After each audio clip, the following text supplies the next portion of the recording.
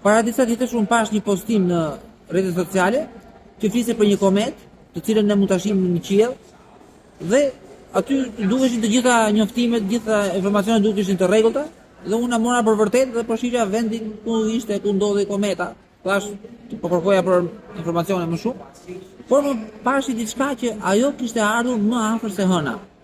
Që kur pash që ajo ishte më afër se hëna, unë tak stopa, ndalova në moment. E thash, pritësh, se ndoshta kjo nuk është mund të jetë vërtet.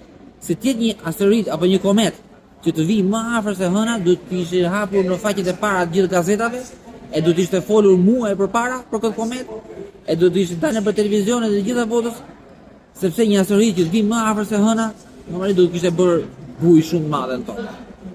Domethënë, unë u gënjeva përveç këtij fakti, unë u gënjeva nga ky material, nga ky informacion, totalisht sepse thash çdo gjë ishte në rregull. Prandaj është shumë e vështirë që sot të shohësh lajme në internet, në faqe, në rrjetet sociale, në internet, edhe në lajme në televizion edhe në gazeta. Duhet kemi mendjen në vend kur shohim lajmet, sepse janë shumë origjinale, përveç disa fakteve të vogla tek të cilat ata duan të nxisin njerëzit. Ky fakti që ajo kometi ishte më afër hënës, mua më bëri përshtypje. Po një tjetri është shumë mirë se ndoshta nuk i bën përshtypje. Kështu që duhet kemi shumë kujdes kur shohim lajme, news, nëse do të marrim për të vërtetë diçka, duhet të krahasojmë faktet në faqe të tjera, çdo njëri e çdo tjetri, me qëllim që të arrijmë në përfundim. Është e vërtetë apo jo? Duhet shumë kujdes sot ke lajmet që marrim.